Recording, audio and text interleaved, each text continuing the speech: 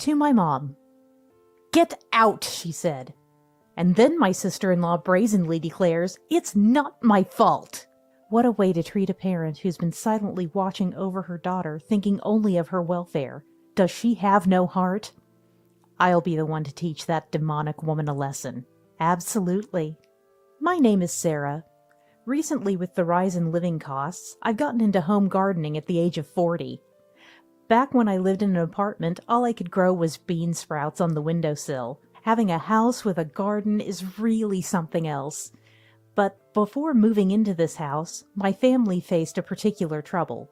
It happened when I was still in my 20s. I had just celebrated my 3rd wedding anniversary with my husband Robert. We'll buy a house with a garden someday, we dreamed, living frugally in our small apartment. Then suddenly, my mother-in-law Nancy came to visit our apartment. "I just need a place to stay for one night," she said, looking pale with a slight fever. We hurriedly welcomed Nancy inside and put her to bed. "I'm sorry for the trouble." "Don't worry about it, Nancy. But why are you out with a fever?" "I was kicked out." "What?" I was speechless at Nancy's words. And Robert? Kicked out by Linda? He enraged. Linda is my sister-in-law. After Nancy lost her husband, she lived with Linda, and they seemed to have a good relationship. But according to Nancy, things changed after Linda was fired from her job. Linda was involved with a married man, James, at her workplace. It finally came out to James's wife, who then harassed Linda by spreading flyers in front of the company and posting about their relationship through the company's website contact form. By the time it was discovered by James's wife, the two had already separated, so the company didn't demote Linda or anything. They just turned a blind eye. It was more like, "We don't want to have to get involved in messy company matters." If Linda had reflected on her actions, everything could have been resolved. But Linda didn't show any remorse. Instead, she rekindled her affair that should have ended. She sent love letters and bed photos to James's house. "I'm his true love," and she even called his wife. It was practically stalking. Women can be terrifying. Naturally, James's wife was furious. James, deeming Linda a dangerous woman, joined his wife in demanding the company to fire Linda or keep her away from us. And that's what he consulted about. James, being in a higher position and well-regarded, was let off with just a warning to produce results at work. But Linda, perhaps too engrossed in her romance, had recently been underperforming at work and was the one chosen for dismissal. James's wife declared, "I thought I'd be satisfied if they just broke up, but I won't forgive Linda." Now jobless, Linda faced a lawsuit for compensation in their divorce. A complete mess. It was her own fault, but this ordeal piled stress on Linda, gradually causing her to lash out at Nancy, the closest person to her. At first, she was just cold and sometimes ignored Nancy. Nancy thought, "It can't be helped right now." And it seemed she'd given up. Nancy couldn't forgive Linda for the affair with a married man and getting fired for it. But it seemed unfair to Nancy that only Linda was punished, while the man involved stayed at the company. Maybe both should have been fired. It's understandable that Linda is upset, Nancy thought, tolerating Linda's rough treatment out of love. Months passed, and Linda, despite job hunting, remained unemployed. Her unemployment benefits ended, and she had compensation payments to make for the divorce. Frustrated by her helpless situation, Linda began to throw things in anger, over minor issues. Initially it was just in her room, but gradually she lost control, sometimes throwing things at Nancy. Additionally, Nancy noticed discrepancies in her wallet's cash, repeated enough times to rule out mistake. The only suspect was Linda, who lived with her. It was clear as day. Finally, "Are you taking money from my wallet? Instead of doing that, why don't you look for a part-time job?" Nancy confronted her. But, "Don't push your thoughts on me when you don't understand my feelings," Linda exploded. "I'm not pushing anything on you. Haven't I been silently watching over you all this time?" "I never asked you to watch over me. Who do you think you are, acting all high and mighty? That's why you were let go by the company. Linda, you haven't reflected on what you did at all, have you? Why should I reflect? Love is free. It was mutual love. It's not my fault. The bad one is that woman. James's wife is the victim here. Don't call her that woman. It's Linda who is wrong for getting involved with a married man. Understand that. Ah, enough! You are so annoying! Get out! With that, Linda forcibly dragged Nancy by the hair to the front door and pushed her outside. After Nancy fell, Linda coldly said, "Reflect on your actions." Then she closed the door. Thus, Nancy was kicked out of the house, and in the midst of the summer heat walked to our house 2 bus stops away. She seemed to have some mild heat stroke, but after drinking some sports drinks and cooling down, her color returned, which was a relief. Nancy, you're not thinking of going back there, are you? That's my plan. Mom, that's not a good idea. It's good you weren't hurt this time, but who knows what Linda might do next.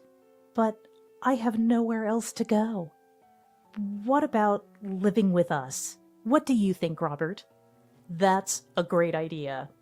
As Robert and I discussed, Nancy looked at us and said, I can't impose on you, especially since you and Robert are practically newlyweds. I'd just be in the way. But eventually, okay, she said. Thank you, Sarah, Robert. I'm blessed with such good children, Nancy said, tears in her eyes. Don't be so dramatic, I said, gently holding her hand. Living together is great, but the problem is our place is small. Yeah, we chose a cheap apartment. Oh, but we are almost ready to buy a house, right? At my words, that's it. Perfect timing. Robert snapped his fingers. Wait a minute. Our dream is to live in a house just the 2 of us. It feels wrong to have 3. Nancy, there you go again. It'll be fun with more people. When I pouted and made a playful face, Nancy laughed with a troubled look and said, but, showing me that she wasn't quite convinced. How about moving into a 2-family house? Then look, we each have our own house. At Robert's suggestion, that's it, I agreed excitedly. A nice 2-family house, a great solution for everyone's happiness. Nancy agreed, but insisted, I can't be at ease unless I contribute financially. So we decided to jointly finance a new 2-family house. Of course, Nancy, having been kicked out, didn't have her banking card. Robert waited for a day when Linda was out, then used his key to retrieve Nancy's banking card. Fortunately, it didn't seem like Linda had tampered with Nancy's money.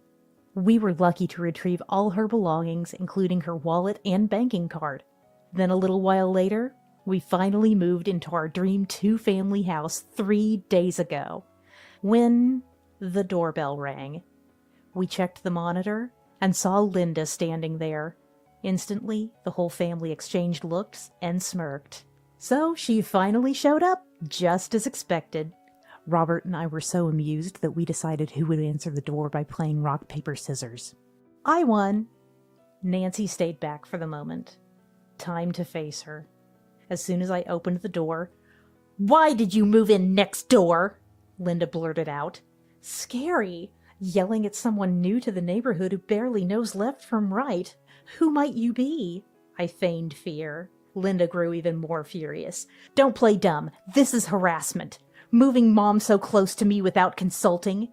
Lower your voice. You're disturbing the neighbors. We just bought available land. It's not harassment. And it's not next door. It's diagonally across. Lies! You've been spreading bad things about me just this morning. A neighborhood kid called me mean old lady and threw mud at me. Spreading lies? That's harsh. We only told the truth. When we discussed building a 2-family house, the question of where to move naturally came up. We had jobs, so moving far wasn't an option. Nancy, despite everything, wanted to be close to her original house, which was in her name. Why not settle near the in-laws? The plot diagonally across from their house was available. We chose it with genuine, pure intentions. But as we progressed, if we go around the neighborhood introducing ourselves, it'd look odd, right? We realized. After all, Nancy, the rightful owner, is now living diagonally across with her son and his wife. People will wonder why we built a two-family house instead of just visiting each other. The neighborhood has quite a few gossip lovers. There's no doubt we'll get asked a lot of questions. Especially Betty next door, who is quite the loudspeaker. She'd likely exaggerate and spread whatever story she concocts. Could we work this out to our advantage and drive Linda out? The spreading rumors would make living there uncomfortable for her. So, during our move-in greetings, whenever neighbors asked, "Why move in so close?" we openly shared what Linda did. Of course, we didn't greet Linda. No nameplates, keeping our identity under wraps as long as possible. Many neighbors are Nancy's age. As they heard our story, "What a terrible daughter." Some cried, holding Nancy's hand. "Then what?" Others seemed to relish the worst parts. By the time we finished moving in, neighbors were saying, "We'll drive Linda out and get you back in your original home." And that's how we ended up being encouraged. I never expected children to throw mud, but it seems the whole neighborhood is on our side. It's in a residential area, but the strong sense of community among the residents probably played a role. Just tolerate the mud throwing. It washes off. Nancy suffered far worse because of you, Linda. But it's her fault for not standing up for herself, Linda retorted. Look, Nancy is nearly 60. How could she resist when a 20-something like Linda goes berserk? It's terrifying even if it's woman against woman. I don't care! I was unfairly fired and ostracized, and it's Mom's fault for not understanding me. That's when Nancy, who had been standing behind, slapped Linda's cheek. I know Linda was the one fired, but Linda, you made James' wife suffer. It wasn't unfair. It was your responsibility. I hoped you would reflect and recover, but... Nancy broke into tears. Don't cry, Mom. Robert gently embraced her. If you're going to cheat, be prepared for social consequences. If you can't handle that, then don't meddle with someone else's partner. I raised my voice at Linda, and suddenly there was applause from somewhere. Looking around, I saw 3 neighbors gathered, Betty in the middle. I saw Linda entering and was worried she might have a weapon, so I called some people over. I'm glad it's okay, Betty said. We had been complacent, not considering the danger because of family ties. I had underestimated Betty, thinking she was just a loudspeaker. But her kindness was overwhelming. I was sorry for having a bad impression of her. Sorry, Linda. The fact that you've cheated is already off-putting to us, and having someone aggressive who drags their parent by the hair living nearby is frightening. What? Betty continued. Linda was stunned. Unclean? What do you mean? Love is free. You and Mom are so narrow-minded. Poor thing, can't you see? To us you appear unprincipled, willing to interfere with someone else's partner. It's scary to think such a person could approach, say, one's daughter's husband. You're like a harbinger of disaster just being here. I remember Betty's daughter, close to Linda's age, was married and living with Betty.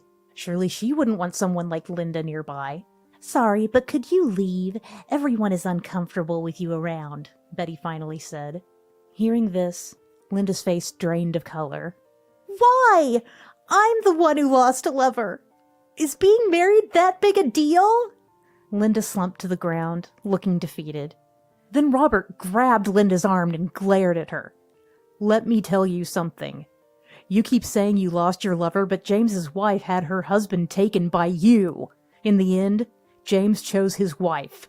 You didn't lose to marriage, you lost to her, woman to woman. Wake up, you fool! Linda burst into tears and she protested. What was I lacking? It's exactly that attitude, Robert replied. Your personality, Nancy added. I'd say it's your lack of sense, I replied. Choosing to be someone's affair showed that James never saw Linda as anything more than a fling. Otherwise, he would have left his wife for her from the start.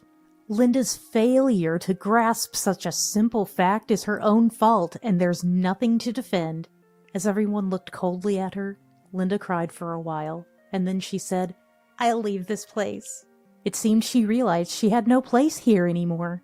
Afterward, Linda, who had passed an interview shortly before this incident, initially planned to commute from her parents' house, but ended up renting a dormitory at her new workplace. However, after her 3rd year there, she was demoted after being too harsh to a new employee, causing them to seek psychiatric help.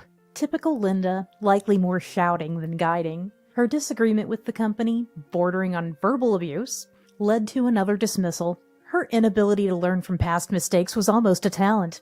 Evicted from the dormitory, she came to us, head bowed, asking to live in her parents' house. But Nancy refused. "Linda won't grow without hardship," she said. Until then, we had some communication with Linda as a family, but that marked the start of our estrangement. It was to cut off Linda's dependency. On our side, life in the 2-family house has been fantastic since we decided to move in. The contractor who built the house turned out to be the child of Nancy's friend and gave us a significant discount. Thanks to that, we could upgrade the house, including a larger bathroom and barrier-free toilets. While common, this is just the start of our greatest legend. Just before moving, Robert got promoted. His company was opening a branch near our home and they wanted him as the manager. It was just the right moment when Robert reported the move to his company, and they proposed it as an opportunity. It was a stroke of luck as his hard work finally paid off in a company where seniority mattered more. Nancy's days have been splendid too. Having regained her house, she said, "We don't need 2 houses," and transformed her former home into a sandwich shop. Perfect for workplace lunches and children's breakfasts, it was quite popular in the neighborhood. Initially, I was wondering if selling only sandwiches would catch on. I had been curious, but surprisingly, sandwich shops seem to be the trend nowadays. Using unique ingredients not found in grocery store and Nancy's personality as assets, they are receiving great reviews. The sandwich shop isn't a huge moneymaker, given the modest prices, but it's become a place for Nancy to interact with the community, and she seems to have made many new friends. I believe Nancy's life in her later years is much more vibrant and enjoyable than when she lived with Linda. As for me, about a year after moving into the 2-family house, I discovered I was pregnant.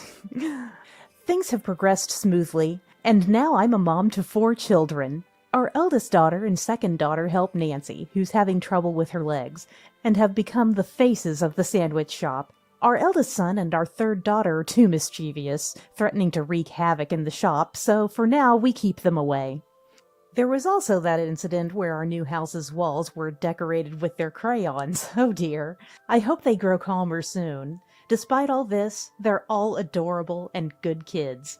This Mother's Day, they decided, it'd be sad if only Mom gets a gift. And for some reason, they gave presents to Robert and Nancy too. I'm glad they're growing up to be kind-hearted. Our new house turned out luxurious and affordable. We regained the in-laws' house as planned. Nancy looks happy. Robert got promoted, and the children are growing up healthy and strong every day. Having a family and being this happy is unmatched. It's a joy that Linda, who tried to destroy another family, will probably never understand. I'm determined to make our lively and warm home an even more comforting place for everyone. Mom's going to keep doing her best.